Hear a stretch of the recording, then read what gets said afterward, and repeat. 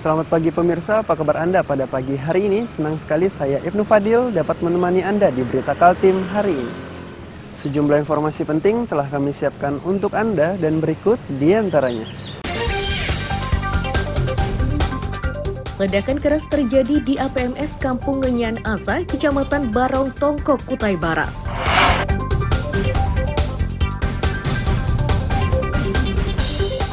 Seorang napi di Bontang jadi pengendali narkoba jenis sabu-sabu di Samarinda.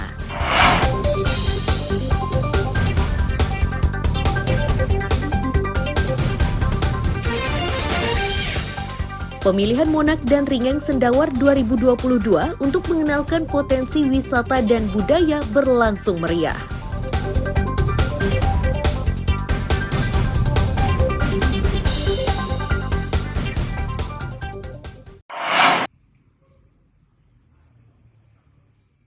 Ledakan keras tiba-tiba terjadi di APMS atau Agen Penyuplai Minyak dan Solar di Kampung Ngenyan Asa, Kabupaten Kutai Barat. Ledakan yang disertai asap putih dan pekat itu menyebabkan warga panik.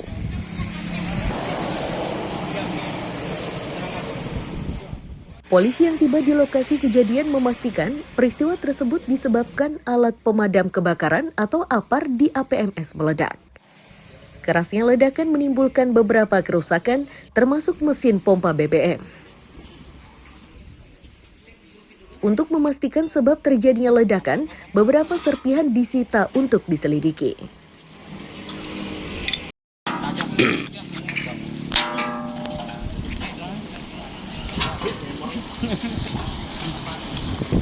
Sementara jam 3 kosong, istilahnya tidak ada yang isi BBM. Sudah mau tutup juga kan, sekarang juga nggak ada yang isi gitu. Masih dari pemiliknya nggak ada yang isi. Nggak ada korban ya Pak ya? Nggak ada. Jadi persisnya jam berapa Pak? Jam 15.00. Oh gitu ya. Kemudian tadi juga udah PMK pun udah langsung ke sini dengan sikapnya kan, tapi sampai sini kan nggak ada api. Nggak ada api, cuma asap aja gitu. Asap dari APAR tadi. APAR itu kan isinya kan bahan-bahan kimia yang bisa untuk mematikan api itu, jadi bukan tidak menimbul percikan api lah kan gitu. Tidak ada korban jiwa dalam peristiwa ini karena saat ledakan tersebut APMS tersebut sepi pembeli. Amir Hamzah dan tim liputan melaporkan dari Kutai Barat.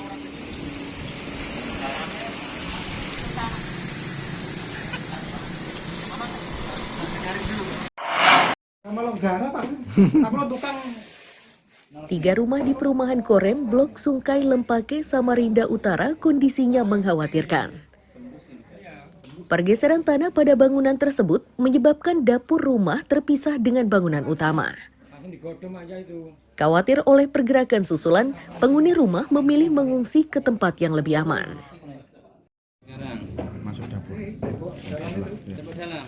Dari Ketua RT 50, Rusito, diketahui musibah yang menimpa rumah warganya itu usai diguyur hujan beberapa hari terakhir. Pergerakan mulai terjadi Sabtu malam dan saat Minggu siang pergerakan tanah meluas hingga menyebabkan dapur tiga rumah tersebut terpisah dari bangunan utama. Ia menduga pergerakan ini terjadi karena tanah pijakan bangunan berupa tanah uruk dan belum terlalu kuat untuk menampung beban.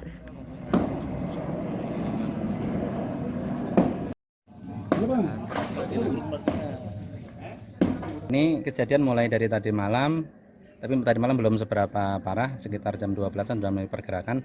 Dan ini tadi sekitar jam 9 pergerakannya benar-benar menyebabkan kondisi yang lebih parah. Ya? Kondisinya apa? Tadi malam gimana kondisi cuacanya?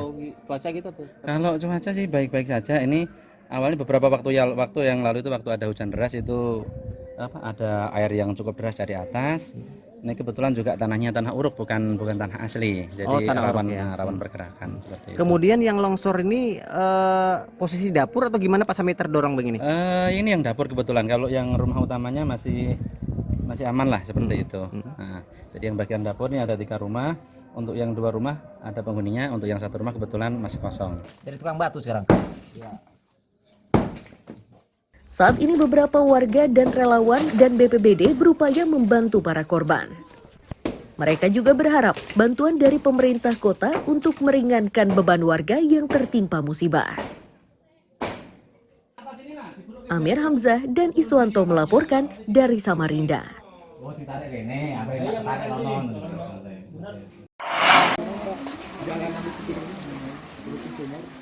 Kediaman Rais di Jalan Soekarno-Hatta Gang Perdana RT 44 Kelurahan Geraha Indah Balikpapan Utara rusak tertimpa longsor dari perbukitan di belakang rumahnya. Bahkan material longsor tersebut menjebol dinding rumahnya.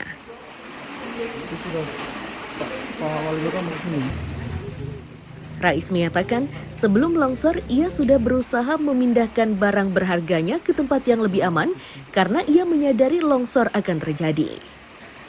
Hanya saja, saat pemindahan tersebut belum selesai dikerjakan, tiba-tiba tanah perbukitan di belakang rumahnya runtuh dengan diawali suara ranting pohon yang patah.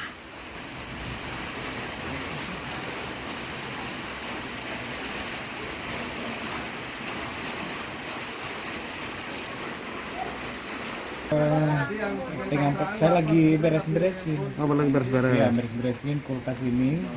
Pas di dinding sana itu, pakai geser ke sini.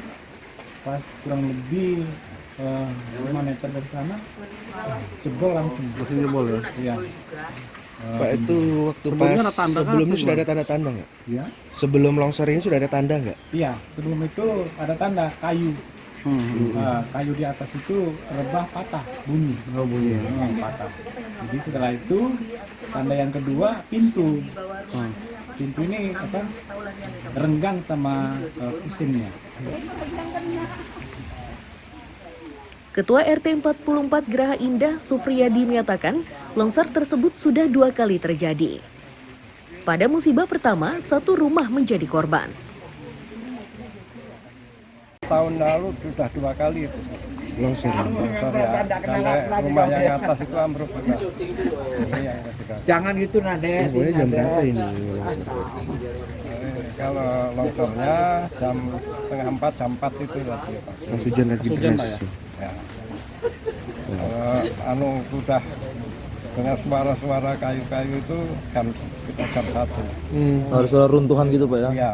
Jadi langsung ngungsi kan gitu ya. Ya, langsung tuan rumah itu mengungsikan keluarganya. Khawatir terjadinya longsor susulan, penghuni rumah memilih mengungsi ke tempat yang lebih aman. Saat ini para korban longsor ditampung di rumah kerabatnya. Amir Hamzah dan David Purba melaporkan dari Balikpapan.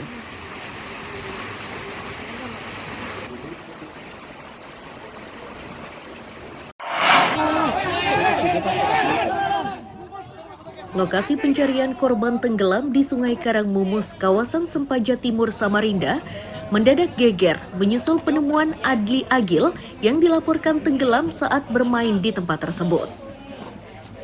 Korban ditemukan mengambang di permukaan sungai dalam kondisi tidak bernyawa. Oleh tim SAR, jasad tersebut dievakuasi ke rumah duka. Awal penemuan saat tim SAR melihat benda mengambang di sungai. Saat didekatinya, ternyata benda tersebut adalah jasad korban yang ditemukan 1,8 km dari titik tenggelam. Jauhnya jarak penemuan dengan lokasi tenggelam ini akibat arus sungai yang cukup deras. Standby dulu Pak, saya ngambil motor.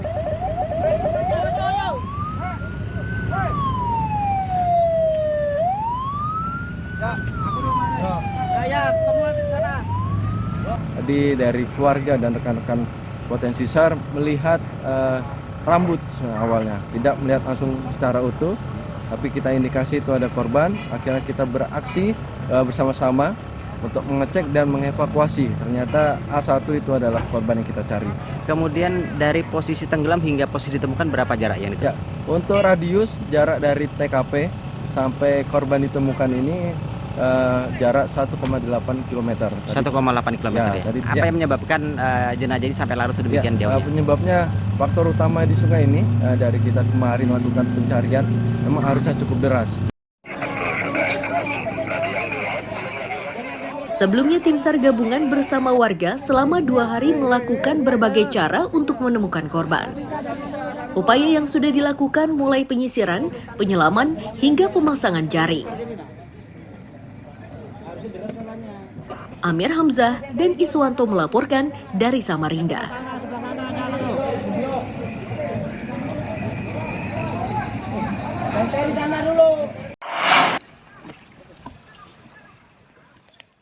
Evakuasi korban tenggelam di Sungai Mahakam ini dilakukan oleh tim SAR dari Posar Samarinda Sabtu siang. Korban bernama Rahim alias Taping Fung itu ditemukan setelah 2 hari dicari oleh tim SAR gabungan.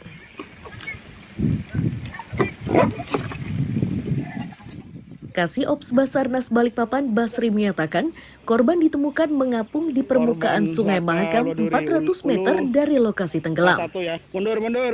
Jasad tersebut diserahkan pada keluarganya yang beralamat di Jalan Gerbang Dayaku, Jembayan, Loaduri, Kutai Kartanegara. A1 ditemukan korban laka air Loduri Ulu.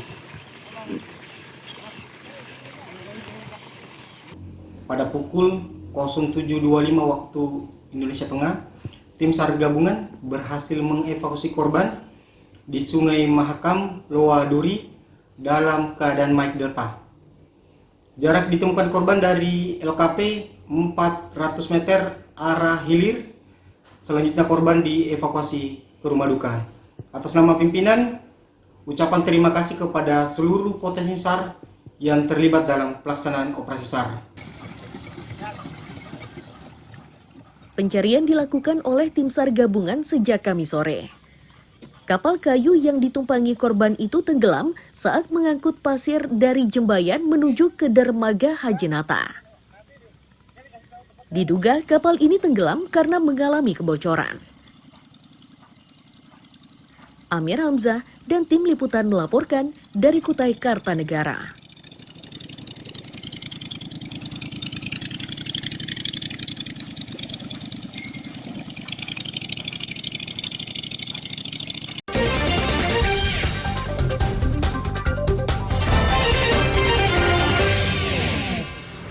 Masih bersama saya Ibnu Fadil, pemirsa Anda kembali menyaksikan 3 berita utama Kaltim hari ini.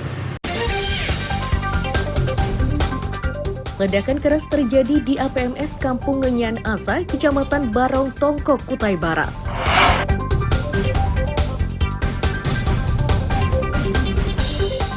Seorang napi di Bontang jadi pengendali narkoba jenis sabu-sabu di Samarinda.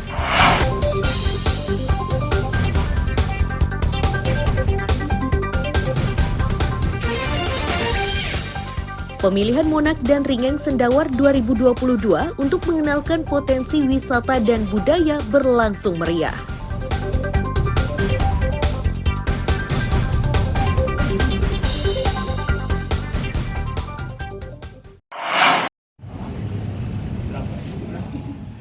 Barang bukti 2 kg narkoba jenis sabu-sabu ini sitaan polisi dari Musinah dan Ari Suryadi. Keduanya ditangkap saat akan mengantarkan narkoba ke Bontang dan Sangatta. Dari kedua pelaku ini terungkap jika peredaran sabu-sabu tersebut dikendalikan oleh 3 napi di Lapas Bontang. Kepala Lapas Bontang menegaskan proses hukum akan diberlakukan terhadap warga binaannya yang terbukti terlibat peredaran narkoba tersebut. Selain bertambahnya pidana, mereka juga tidak akan pernah menerima remisi. Sementara Kapolresta Samarinda Kombes Pol Arif Fadli menegaskan, kedua pelaku hanyalah kurir yang diupah 25 juta rupiah untuk mengantarkan barang tersebut ke seseorang di Kutai Timur dan Bontang. Ini merupakan jaringan baru yang kita temukan di Kota Samarinda yang mana dikendalikan dari lapas di Kota Bontang. Ini memang barang-barang ini nantinya akan diambil dan dibawa ke Muara Laho yang nantinya sabu seberat 2 kg ini akan dibagi lagi untuk diedarkan di Kutai Timur maupun di Kota Bontang. Ada sanksi-sanksi yang harus mereka dapatkan. Salah satunya yang perlu kita sampaikan adalah mereka kita isolasi, kita pisahkan dari teman-teman yang lainnya untuk menjalani masa tutup sunyi. kurang lebih 12 hari. Ya. Dan kemudian juga ada mereka tidak menerima pembinaan lanjutan berupa remisi, pembebasan bersyarat, cuti bersyarat, dan lain-lain. Itu mereka tidak akan mungkin kita berikan ketika memang pelanggaran ini sudah terbukti mereka melakukan. Apapun dalihnya, dua tersangka kini terancam pidana 15 tahun penjara. Polisi juga masih mengembangkan perkara ini, termasuk memburu pemesan narkoba tersebut. Amir Hamzah dan Iswanto melaporkan dari Samarinda. Minta apa anu kah? Tenggelam kah? Heri dengan tangan terborgol digelandang ke Polsek Teluk Bayur Berau usai tertangkap tangan saat mengedarkan narkoba jenis sabu-sabu. Penangkapan dilakukan tepat saat Heri akan mengedarkan narkoba tersebut. Dari tangan tersangka, disita barang bukti sabu-sabu 1,25 gram. Berat kotornya 1, Heri menjadi buruan setelah polisi mendapat kabar rencana transaksi narkoba. Beberapa tempat disasar hingga akhirnya Heri ditangkap saat mengendarai sepeda motor. Heri tak lagi bisa berkutik saat narkoba itu ditemukan dalam saku pakaiannya.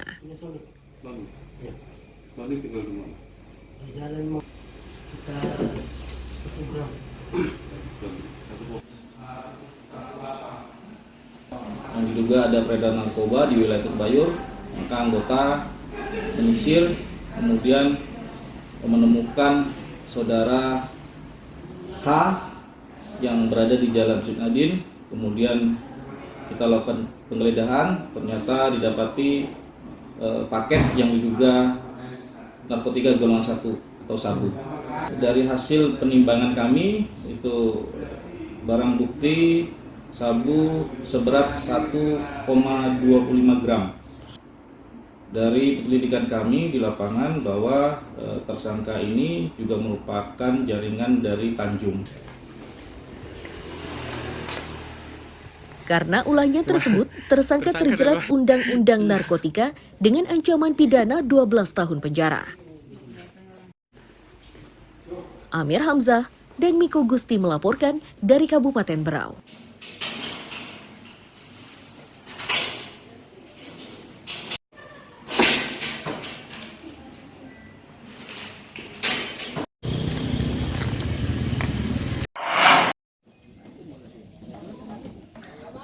Inafis Polresta Samarinda bersama Polsekta Samarinda Seberang menggelar olah tempat kejadian perkara tewasnya seorang warga di Jalan Bung Tomo, Kelurahan Baka, Samarinda Seberang.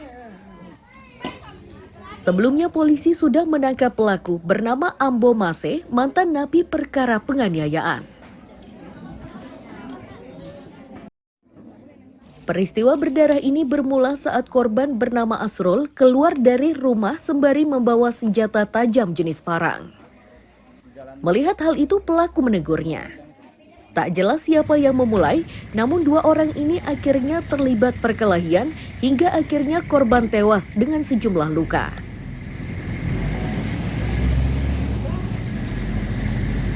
Atau pelaku ini pernah dihukum penjara terkait dengan korban ini tersulut emosi.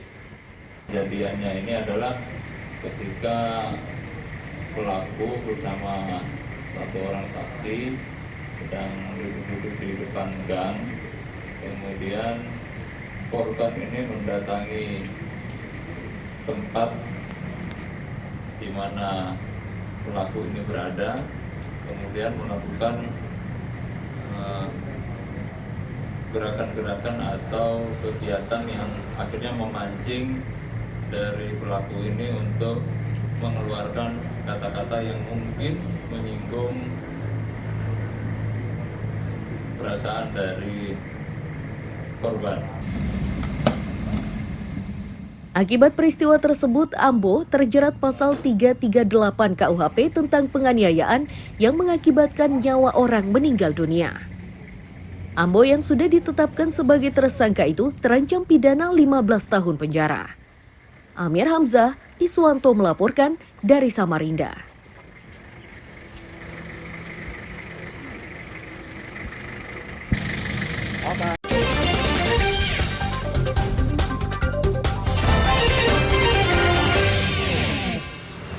Masih bersama saya Ibnu Fadil, pemirsa Anda kembali menyaksikan 3 berita utama Kaltim hari ini. Ledakan keras terjadi di APMS Kampung Ngenyan Asa, Kecamatan Barong Tongkok, Kutai Barat.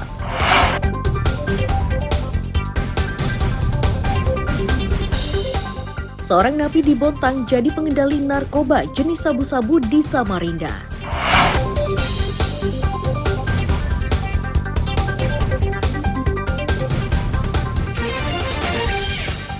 Pemilihan Monak dan Ringeng Sendawar 2022 untuk mengenalkan potensi wisata dan budaya berlangsung meriah.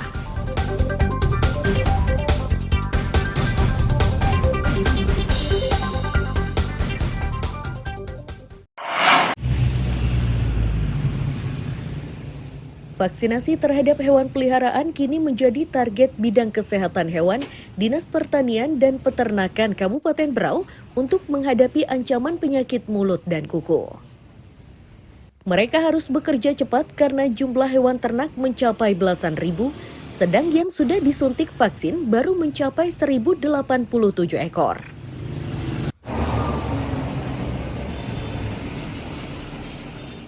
Belum maksimalnya penyaluran vaksin ini karena vaksinasi hewan ternak dikerjakan oleh pemerintah pusat dan disalurkan melalui Distanak Provinsi. Hingga saat sekarang ada 2 jenis vaksin yang sudah diterima, yakni Atofor asal Prancis dan Cavak asal Cina. Dari 2 jenis itu, vaksin asal Prancis sudah seluruhnya tersalurkan, sedangkan vaksin asal Cina secepatnya akan disalurkan. Jadi untuk tahun ini kita dapat vaksin PMK ya dari provinsi. Jadi program APBN, program dari pusat, jadi lewatnya lewat provinsi. Jadi yang sudah tersalur itu sejumlah 1.087 dosis yang sudah kita injeksikan, yang sudah kita suntikkan ke hewan. Nah ini tapi masih jalan terus kami kan, lanjut terus itu beberapa proses. Ini target kita untuk yang pertama ini sekitar 2.000. Nah, jadi ada 2 jenis vaksin. Yang pertama vaksin namanya Atofor, itu yang dari Prancis itu sudah kita terima. Itu 1.087 dosis tadi. Terus yang kedua ini sudah datang lagi 1.000 lagi. 1.000 yang merek Cavak ini dari Cina. Selain vaksinasi, Distanak juga meminta peternak agar menjaga kesehatan ternaknya agar tidak terjangkiti penyakit mulut dan kuku. Amir Hamzah dan Miko Gusti melaporkan dari Kabupaten Berau. Terus di sekitar mulutnya biasanya ada luka-luka merah-merah. Sariawan gitu ya? Ya, sariawan.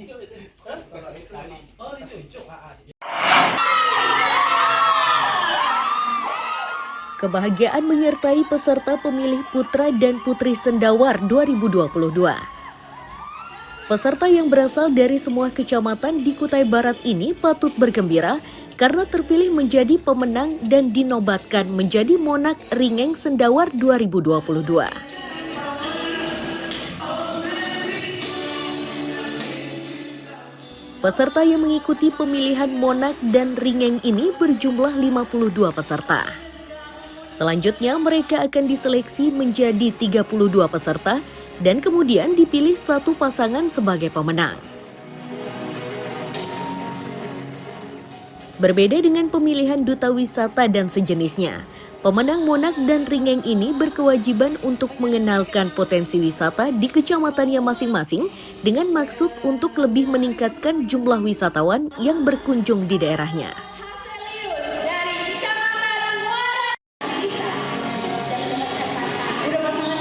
Ya, kedepannya dan tugas yang kami miliki juga adalah mengeksplor dan mempromosikan wisata dan budaya serta kuliner dan ekonomi kreatif yang ada di kecamatan-kecamatan, tentunya di daerah kami masing-masing, kemudian akan dieksplor ke kabupaten hingga kami bisa mempromosikan seluruh yang ada di Kutai Barat dengan bantuan kawan-kawan Monak Ringeng yang lainnya.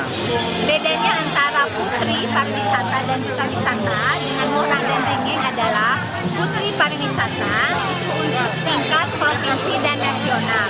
Begitu juga untuk Duta Wisata.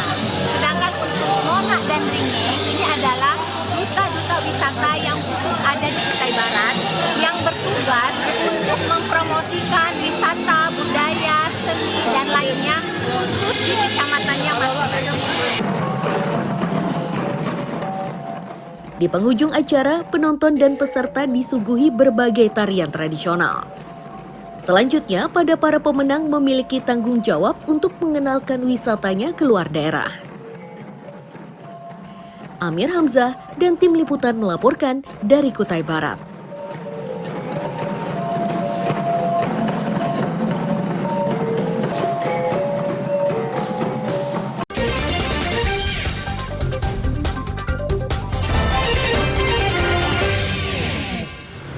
Pemirsa, berita tadi menjadi akhir kebersamaan kita pada pagi hari ini. Saya Ibnu Fadil dan tim redaksi pamit undur diri. Selamat pagi, salam sejahtera, dan sampai jumpa.